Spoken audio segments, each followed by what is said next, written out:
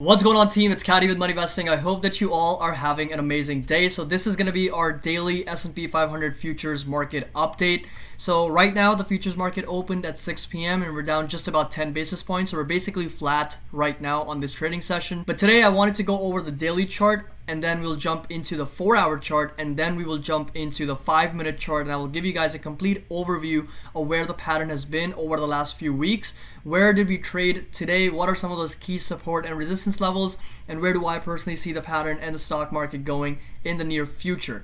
As always, if you guys enjoyed this video, please make sure to drop a like and subscribe to the channel. It really helps out with the algorithm and recommends this video to other people who might be interested in watching.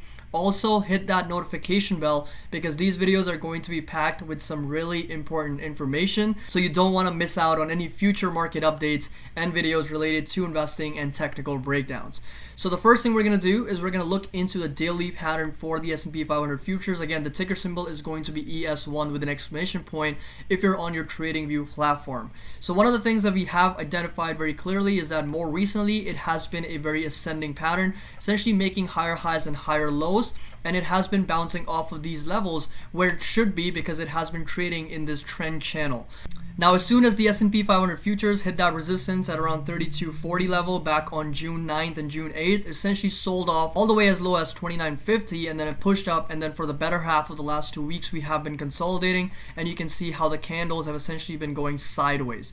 But one thing I will point out is that there is a very clear resistance at around the 3150 level, which we have recognized in the 5-minute chart, and we will go over that in just a minute. But you can essentially see the wicks for each of these daily candles have essentially hit that 3150 level not once but multiple times, and they have gotten rejected. But that being said, since this is a horizontal resistance for the S&P 500 futures right around the 3150 level, if you look at it a little bit more closely, you'll notice that it's been making lower lows, which is a sign of weakness for the chart. But more recently it did push up, and there's just been so much indecision in the markets, and it's just trying to figure out where it wants to go. But based on the technicals, we understand that there is a very clear validated resistance at the 3150 level, and it has been making lower lows. Essentially these candles are going further down each day until more recently when they pushed up, but they're still consolidating at this level and they're not able to break out of this level. And S&P 500 ETF, which is SPY, the resistance for that is going to be $315. So since that's an ETF, that's going to be the dollar amount at which that pattern or that ETF is getting rejected at, is going to be $315. And I will show you guys in just a minute. But this right here is the daily pattern, and looking at it right now, you guys can see that there is some sort of weakness in the S&P 500 futures based on the fact that there's such a pent-up supply right around 3150 level. And now let's jump over to the SPY, which is going to be the S&P 500 ETF that tracks the S&P 500 market index, and you guys can see that there is a very clear resistance for this ETF right around $315, which is what we recognized this morning. So if you guys did get a chance to watch my morning update from a few hours ago, I essentially identified this $315 as a very clear resistance for the ETF that again tracks the S&P 500 index. And if we were to pull up the 5-minute chart, you guys can see it essentially made a double top right around this level at $314. So it didn't even get up as high as $315, essentially got rejected here twice. Once at around 8:20 pre-market, and then pushed up again, and then sold off around 1:30 p.m. Got rejected at this level, and then sold off close to about 1%. So now going back to the futures, now we're going to jump into the 4-hour chart, and I will show you guys some other patterns that I'm closely watching. And this right here, you guys can see, is kind of like the lower lows that the pattern is making, and there's a very clear resistance at 3150 for the S&P 500 futures. You guys can see that there has been a little bit of a strength more recently from June 21st when the pattern pushed up close to about 3 to 4%. But again, there's a lot of supply at 3150. There's so much supply at this level that the bulls are not able to break out of this. And until they're able to do that, I still see the pattern pushing downward. So if the pattern does pull back, there's 2 levels that I want you guys to understand. One of them could be the lower lows that it has been making. So if we were to remove this trend channel, the pattern can essentially roll over and pull back down to this level, which is going to be 2980, because that's how it's been trading. So it consolidates, pulls back, pushes up, validates that 3150 resistance, pulls back, makes lower lows, pushes up again, validates this resistance one more time, and the next drop I can see close to about 4% down to this level.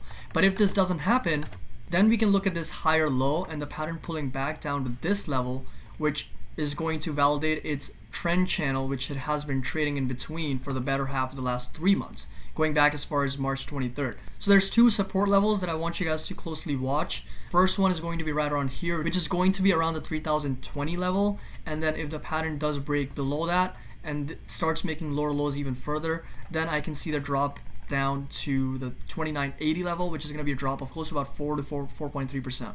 So to give you guys a little bit more of a visual, if we were to pull back down to this level, I'm looking at a support at around 2975, and then if it were to validate this support right here, I'm looking at a support of close to about, those are kind of like the two support levels that I want you guys to watch and keep an eye out for, because from a resistance standpoint, there's very clearly a resistance at around 3150, right? That just goes without saying because it has gone rejected there not once, not twice, but now 4 times, going back as far as June 16th. So now let's just jump over to the 5-minute chart on the S&P 500 futures, and I will break down the pattern day to day, going back as far as Thursday, June 12th. Alright guys, so here we are inside the 5-minute chart for the S&P 500 futures, and this goes back as far as Thursday, June 11th, when we had this huge sell-off up from 3120 levels down all the way to 3000, and the S&P 500 futures fell almost 4%. So you guys can see that the market did gap up, and the white line you guys see is going to be the S&P 500 index itself, so you guys can see how it's trading in the same exact pattern as the futures. The market did gap up on Friday, but during the day it was making lower highs and lower lows as a sign of weakness, and it briefly breached the 3000 level, but then essentially reversed and then pushed up all the way as high as 3030. And then over the weekend, the futures market opened, it consolidated between this red area that we have recognized before selling off even further down to 2920. So that's going to be a support level that I'm going to identify moving forward, and I have done in the 4-hour and the daily chart. But on Monday, the markets rallied. As you guys can see, they pushed up after the Fed came out with some catalyst saying that they were going to buy some ETFs and investment grade bonds and junk debt. But then moving forward for the better half of the last week and a half, the markets have been consolidating. We've been following up with this pattern pretty much every single day. So you guys can see the Tuesday's trading session, the Wednesday's trading session. You guys can see the Thursday and then last Friday's trading session. Every single day, trading in between this area of consolidation, kind of like the red range that we have identified. So now moving forward, what happened today? Well, the markets opened lower yesterday. They were making higher highs and higher lows. So they were pushing higher, they were trading in between this trend channel, everything was going smoothly until the news came out from Capitol Hill that the trade deal with China is essentially quote unquote over. But then they revoked that comment and the market essentially priced that in and then priced that second part in, and they were back to where they were before the crash. So the 3060 level, again, acting as a very clear support. I mean, it's just validated multiple times. You guys can see that it's bounced off of those levels multiple times. It did breach that level here, but then it broke out of that level. It started trading between this trend channel. Now pushing forward to today, you guys can see that 9:30 a.m. June 23rd. Everything that you guys see on the right side of the green line is today's trading session. And you can see how the 3150, again, acting as a very clear resistance on the 5-minute chart for the S&P 500 futures, which we have already recognized. So moving forward, where do I see the stock market and the S&P 500 index going? Well, first, let's just go ahead and put this area of consolidation even further, because that's where the market has been trading and it's still struggling to identify direction. And we understand there's some key support resistance levels, but moving forward, I am going to be more bearish on the market right now as I am bullish, due to the fact that it keeps gapping down. It's making lower lows, but it's not making higher highs. It's just getting rejected on the 3150 level. If you were to look at SPX, which is going to be the S&P 500 itself, and if I were to put a resistance line right around there, you guys can see that it has gone rejected here not once but multiple times. So that is a clear form of resistance for the S&P 500, and it has been struggling to break out of that, and this is going to be today's trading session. So it did reach that level but then got rejected and sold off towards the end of the day.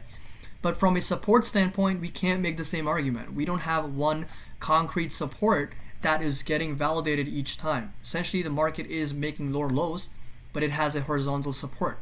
So that essentially goes to show that there's weakness in the pattern.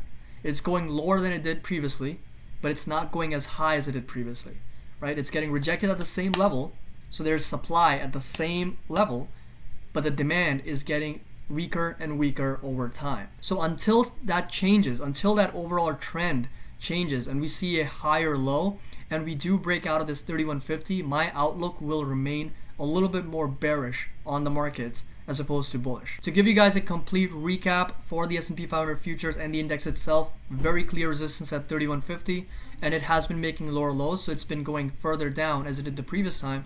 So that is a sign of weakness on the pattern itself. From a technical standpoint, I remain a little bit more bearish on the market as I am bullish, but again, there's so much uncertainty, there's so much indecision in the markets right now that any catalyst or any piece of news can drive the markets higher or lower and essentially force it to break out of this level. So if we absorb all the supply that 3150 has to offer, that price level has to offer, we will see a breakout of this level depending on high volume. But if the pattern does push up again and the volume fades away, we can see the pattern roll over again. It's gonna start consolidating and then start making lower lows. So that's something that we don't want to see from a bullish perspective. We do want to see a breakout out of 3150, and my alerts are always going to be set up. I will be notified and I will make a quick update on it if we are breaking out of those levels. So I hope you guys enjoyed this video, and if you did, please make sure to drop a like. It really helps out with the channel, and always subscribe and hit that notification bell so you don't miss out on any future videos related to the stock market updates, investing, and technical breakdowns. As always, happy investing, and I will see you guys in the next video.